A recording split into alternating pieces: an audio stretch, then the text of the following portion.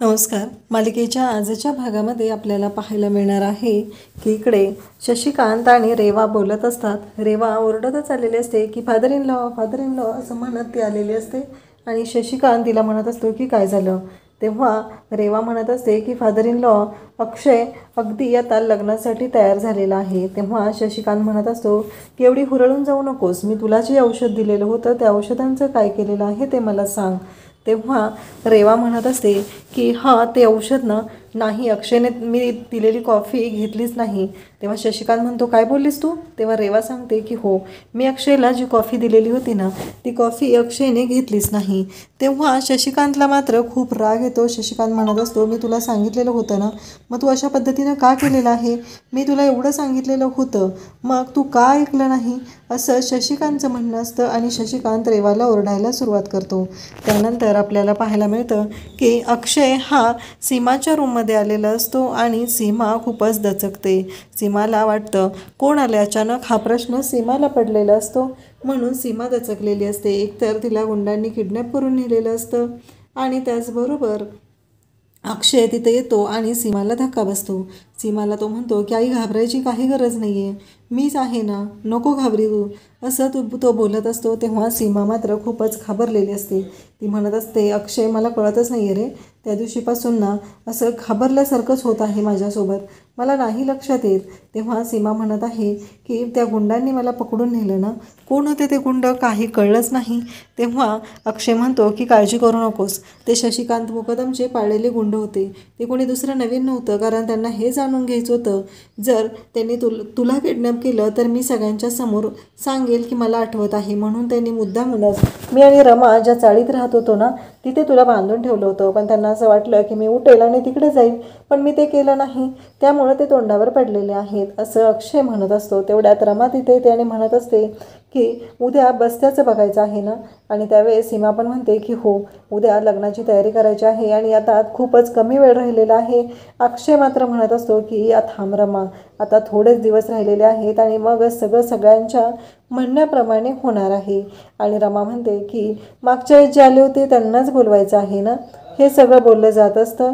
आणि त्याचवेळी सीमा म्हणते की हो, मागच्या वेळेस जे आले होते तेच. अक्षय म्हणतो तुला कसं माहिती मागच्या वेळेस कोण आलेलं.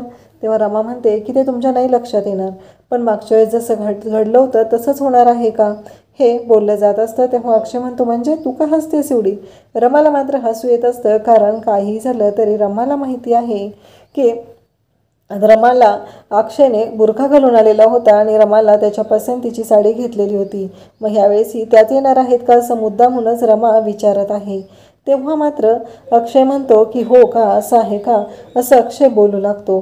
त्यानंतर आपल्याला पाहायला मिळतं की सीमा सांगत असते की हो, तेच येणार आहेत, काळजी करू नकोस, असं सीमाचं म्हणणं असतं. आणि रमाही खुश झालेली असते. आता जे मागच्या वेळेस बस्त्यासाठी आलेले होते त्यांनाच बोलवलेलं आहे, हे सीमाने स्पष्टपणे सांगितलेलं असतं. त्यानंतर आपल्याला पाहायला मिळतं की अक्षय इकडे विचार करत असतो. तो म्हणत असतो की मला कळतच नाही आहे, कधी कधी मला शशिकांत मुकदम यांच्या डोक्यात काय चालू आहे त्याबद्दल काही लक्षातच येत नाही, असं अक्षय बोलत राहिलेलं असतो. त्यानंतर सीमा म्हणते की काळजी करू नको अक्षय, सगळं व्यवस्थित होईल. अक्षय म्हणू लागतो की आई, फक्त थोडे दिवस.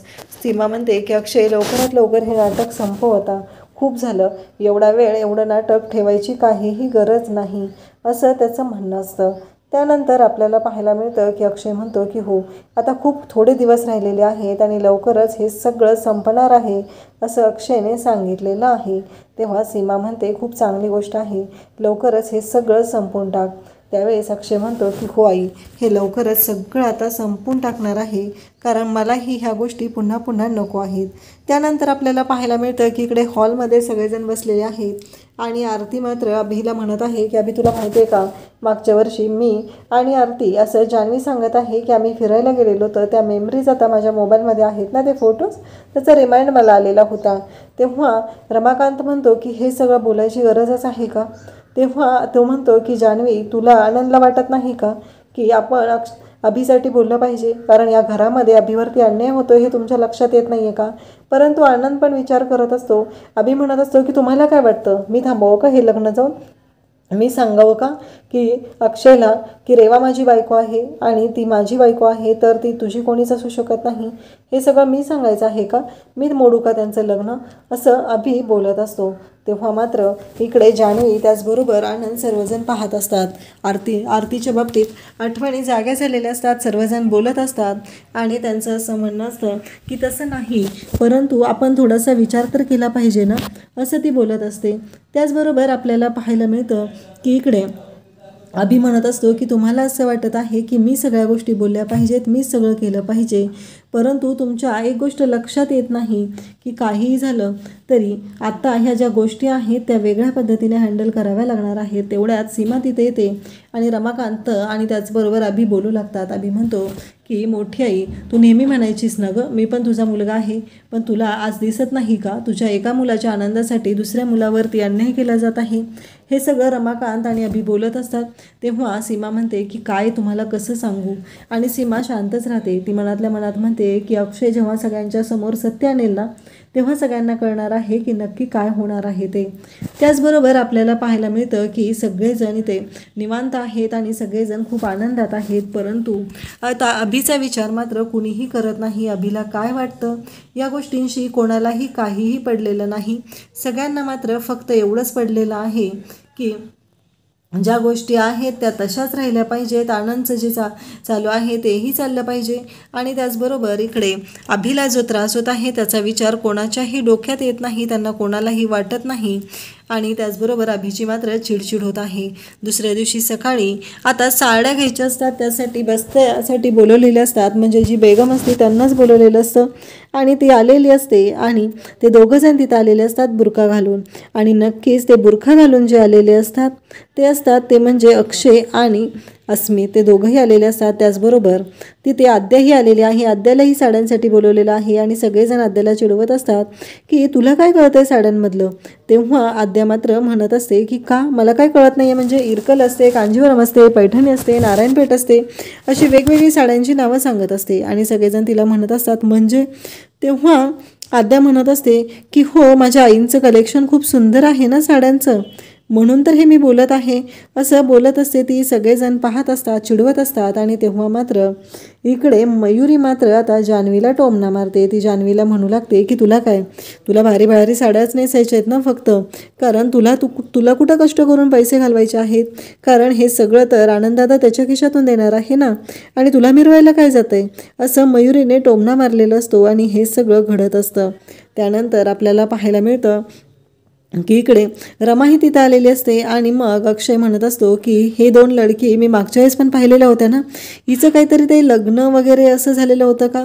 आणि तो सीमाला विचारत असतो, सीमाशी बोलत असतो. तेव्हा मात्र सीमा म्हणत असते की नाही, तसं नाही आहे काय, आणि तो जास्तच बोलत आहे. आणि आता तो अक्षय तर तिथं नाही आहे, मग हा स्पष्टपणे बोलणार की काय लग्न झालेलं आहे किंवा काय, या गोष्टींची भीती आयज्जीला वाटत असते. आणि आयज्जी म्हणत असते तुम्ही ज्या कामासाठी आलेला आहे तेच काम करून रिकामे व्हा, बाकीच्या कोणत्याही कामामध्ये तुम्ही लुडबुड करायची अजिबात गरज नाही. हे सगळं बोललं जात असतं. आणि त्याचबरोबर आपल्याला पाहायला मिळतं की इकडे रमाला मात्र कळलेलं असतं की हा अक्षय आलेला आहे आणि नेहमीप्रमाणे अक्षयने यावेळेसही असं रूप घेतलेलं आहे. आणि मग तिथं विचारलं जातं बेगम कोण आहे, तेव्हा रेवा सांगते की मी बेगम आहे, तेव्हा रमाही सांगते की मी बेगम आहे. तेव्हा अक्षय मुद्दामच तिथं बाईच्या आवाजात बोलत असतो. तो म्हणत असतो असं आहे का, नाही मला वाटलेलं की तुमच्या दोघींचा होणारा शोवर एकच आहे की काय, हे सगळं बोलणं सुरू असतं. आणि आता दोघींसाठी साड्या दाखवा असं सांगितलं जातं. मग अक्षयने आणलेल्या ज्या साड्या आहेत त्या साड्या तो दाखवत असतो. आणि त्याचबरोबर इकडे आता शशिकांत जो आहे, शशिकांतला फोन आलेला आहे, तो म्हणजे पंकज काकाचा. पंकज काकाने फोन केलेला आहे आणि तुम्ही काय मला विसरलात, तुम्ही माझ्याशी बोलतच नाही आहे, तुम्ही अशाच पद्धतीनं माझ्याशी वागत आहात, हे सगळं बोललं जात असतं. आणि त्याचवेळी पंकज काका हे सगळं तिथं पाहत असतो आणि पंकज काका म्हणत असतो की आता मी पुण्यात आलेले आहे माझ्या कार्यक्रमासाठी, तुम्ही मला भेटायला येणार नाही का? आणि आता शशिकांतला मात्र खूप आनंद झालेला आहे, गावाकडचं पाखरू आलेलं आहे असं म्हणत शशिकांत खुश होऊन निघालेला आहे. शशिकांत खूप घाणेरड्या विचारांचा आहे. त्याच्या डोक्यामध्ये दुसरं काही कधीच येत नाही, फक्त तो बायकांच्या बाबतीत खूपच चुकीच्या पद्धतीनं विचार करत असतो. त्यानंतर आपल्याला पाहायला मिळतं की शशिकांतच्या डोक्यात हे सर्व चालू असतं. इकडं साड्या बघितल्या जात आहेत, सगळेजण साड्या बघत आहेत आणि त्याचबरोबर रमाही तिथं खुश आहे, कारण रमाला माहिती आहे की तिथे अक्षय तिच्यासाठी आलेला आहे. त्याचवेळी सीमा त्याचबरोबर घरातील सर्वजण रमा पण आहे नवरी, मग तिच्या पण साठी साडी दाखवा असं सांगत आहेत आणि मग रमासाठीही साड्या दाखवल्या जात आहेत आणि अक्षय स्वतः रमाला त्याच्या पसंतीने साडी दाखवत आहे आणि त्याचबरोबर रेवाही तिथं असते. रमाचंच कौतुक केलं जात असतं. तेव्हा रेवा म्हणत असते की ही आमच्या घरची मोलकरीण आहे, हिच्याबद्दल तुम्ही काही बोलू नका, इथे माझं लग्न आहे. आणि मग अक्षयलाही खूप राग येतो. तेवढ्यात शशिकांत तिथे येतो आणि शशिकांत म्हणतो काय मग लेडीज, सर्व लेडीज तिथं बसलेल्या आहेत. हे पाहून शशिकांत म्हणतो की मला काय म्हणायचं आहे की तू कोण आहेस, असं म्हणत तो त्या अस्मितकडे येतो आणि अस्मितला विचारू लागतो. अस्मितला म्हणतो की तू खरंच लेडीज आहेस का? आणि अस्मितच्या हातावरचं गोंधन त्याने पाहिलेलं असतं, त्यामुळं त्याला कळलेलं असतं की अस्मित हा बुरखा घालून तिथं आलेला आहे. आणि मग शशिकांत अस्मितला चेहऱ्यावरचा बुरखा काढायला लावतो. अस्मितला धक्का बसलेला असतो, परंतु अस्मित पण तो चेहऱ्यावरचा बुरखा काढतो आणि मग तो पाहू लागतो आणि शशिकांत मुकादम त्याच्याकडे तिथे पाहत आहे. अस्मितने चेहऱ्यावरचा बुरखा काढलेला आहे आणि सगळेजण हसू लागतात. तेव्हा रमा म्हणते अस्मित तू? तेव्हा अस्मित म्हणतो की हो मीच आहे, मीच आलो आहे तुझ्यासाठी, काय प्रॉब्लेम आहे का, असं अस्मितचं म्हणणं असतं. मला ना तुला माझ्या पसंतीची साडी घ्यायची होती म्हणून मी आलेलो आहे. आणि तो हसत हसत बोलत असतो. सगळेजण पाहतच असतात. म्हणजे अस्मितने रमासाठी जे केलेलं आहे ते पाहून सगळ्यांनाच खूपच भारी वाटत असतं. आणि अस्मित तिथे स्वतः आलेला आहे ही गोष्ट आता अक्षयला त्याचबरोबर घरातील सर्वांच्या लक्षात आलेली आहे. आणि मग शशिकांत अस्मितला म्हणतो की चल आत्ताच्या आत्ता बाहेर चल.